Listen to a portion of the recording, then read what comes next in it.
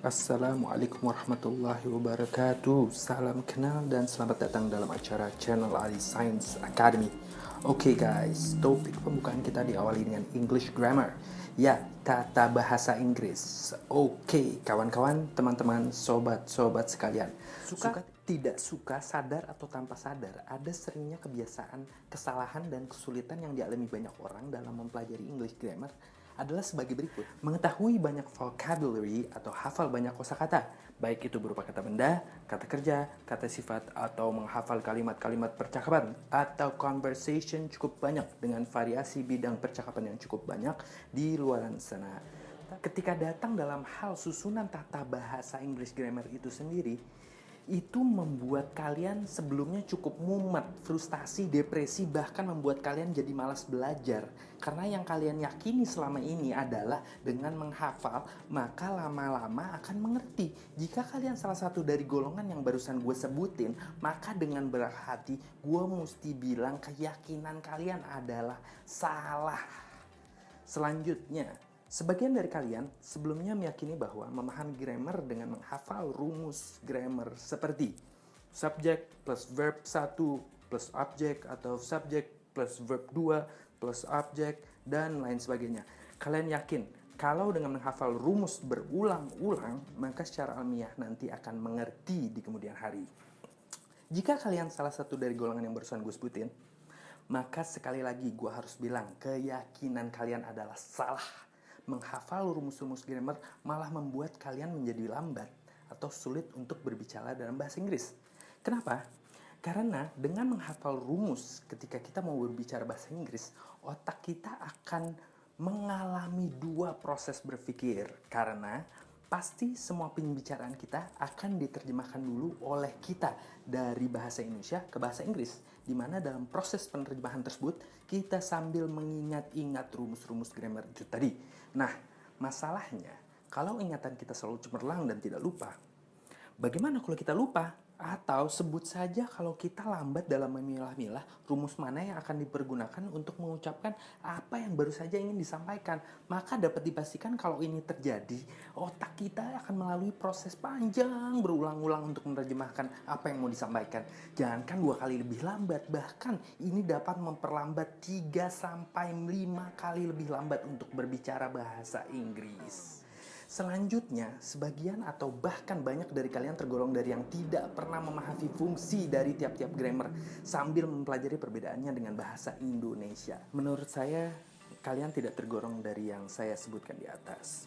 Karena dengan mendengarkan video ini, kalian baru masuk ke dalam golongan orang-orang yang mau berubah, mau belajar, mau berinovasi, dan ingin mengembangkan kemampuan kalian kepada individu yang semakin luar biasa.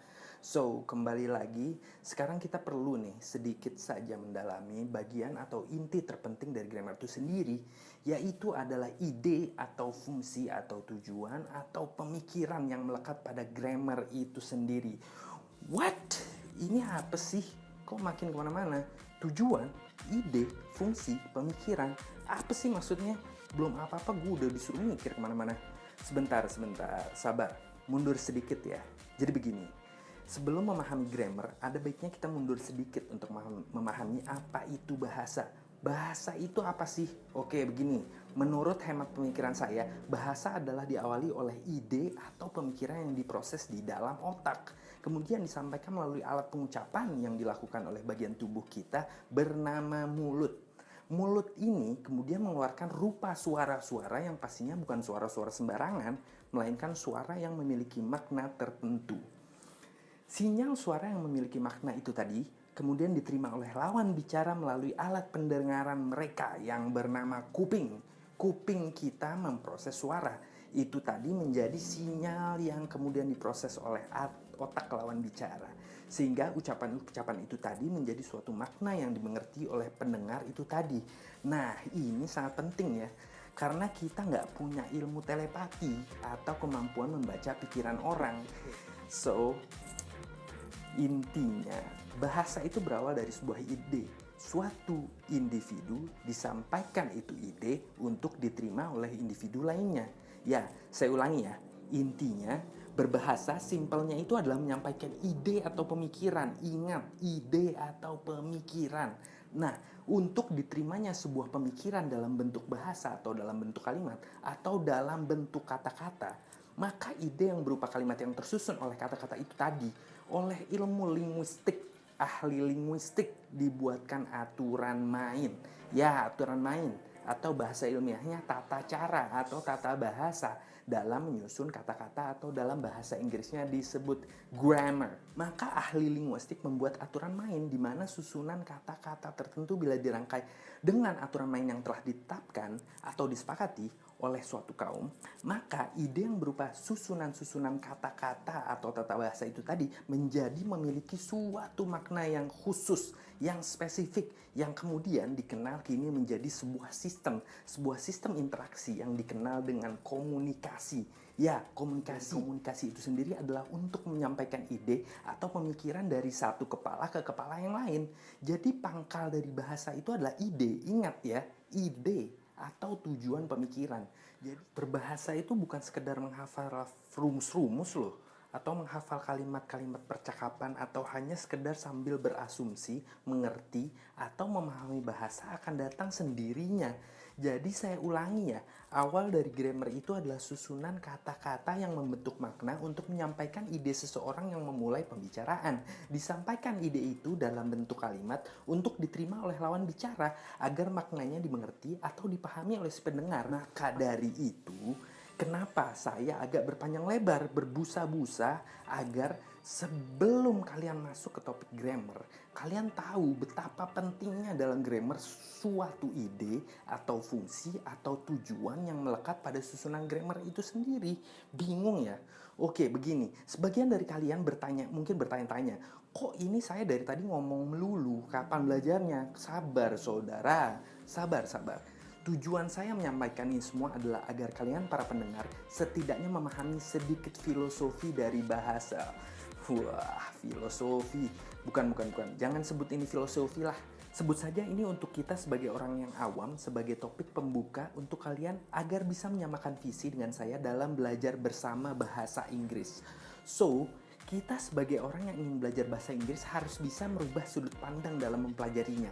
Tidak dengan cara old school way of thinking, yaitu seperti menghafal rumus-rumus, kalimat, tense, atau menghafal beribu-ribu kalimat percakapan lalu kemudian berharap-harap cemas nanti dengan sendirinya akan bisa berbahasa tanpa salah-salah grammarnya. Tapi sekarang kalian menjadikan diri kalian menjadi seorang yang memiliki new way of seeing things, yaitu dengan memahami English grammar dengan metodologi pendekatan pemahaman akan ide atau fungsi atau tujuan pemikiran dari kalimat, sehingga nanti otomatis ketika berbicara tanpa sadar kalian tidak menghafal-hafal lagi ketika berucap dalam bahasa Inggris. So, jadi berbahasa itu bukan menghafal rumus tata bahasa loh ya. Berbahasa itu bukan hanya berucap-ucap atau mengeluarkan suara-suara tanpa makna. Berbahasa itu bukan sekedar menghafal terjemahan kata-kata atau kalimat lalu menghafalnya. Akan tetapi berbahasa itu adalah mengolah sebuah ide untuk disampaikan menjadi pemikiran yang dapat diserap oleh pendengar sehingga dipahami. Bila kalian sudah tahu visi dari belajar berbahasa ala Ali Science Academy, insya Allah akan mudah dalam mempelajari. Kalau begitu tidak usah panjang-panjang lebar lagi deh. Mari kita mulai masuk ke substansi grammar ya. Grammar bahasa Inggris memiliki aturan main yang berbeda dengan grammar bahasa Indonesia. Karena Inggris suatu kaum yang memiliki tata letak wilayah, budaya, dan antropologi yang berbeda dengan Indonesia. Lebih singkatnya, maka mari kita simak sedikit saja perbedaan bahasa Inggris dengan bahasa Indonesia. Dalam bahasa Inggris, waktu mempengaruhi perubahan bentuk kata kerja. Sedangkan dalam bahasa Indonesia, kata kerja tidak pernah berubah bentuk walaupun waktunya berubah-ubah. Kemudian, dalam bahasa Inggris, subjek mempengaruhi perubahan bentuk kata kerja. Sedangkan dalam bahasa Indonesia, apapun subjeknya, kata kerja tidak pernah berubah bentuk. Dalam video selanjutnya akan kita gali lebih dalam apa yang saya maksud perbedaan antara bahasa Inggris dengan bahasa Indonesia. Dalam video selanjutnya, kita akan mulai masuk ke dalam topik dasar grammar, di mana yang kita akan bahas satu persatu adalah merupakan kalimat aktif tunggal yang berdiri sendiri. Sebagaimana kalian pernah pelajari mungkin sebelumnya di sekolah. Seperti present tense, present continuous, present perfect, past tense atau simple past, past continue, past perfect, future tense atau simple future, future continuous, future perfect. Nanti semua kita akan kupas satu persatu secara gamblang, sehingga kalian nanti dapat memahami akan bahasa Inggris, yaitu ternyata begitu mudah dan simpel ya. Jadi, gue minta maaf ya kalau video kali ini sebuah intro yang agak panjang. Akan tetapi next video kita mulai masuk satu persatu ke dalam topik pembahasan tense bahasa Inggris yang barusan saya sebutkan. Gue akan membuat setiap topik sesingkat dan sejelas mungkin. Don't forget to subscribe my channel and like my video. We'll see you in Ali Science Academy next video. Wassalamualaikum warahmatullahi wabarakatuh.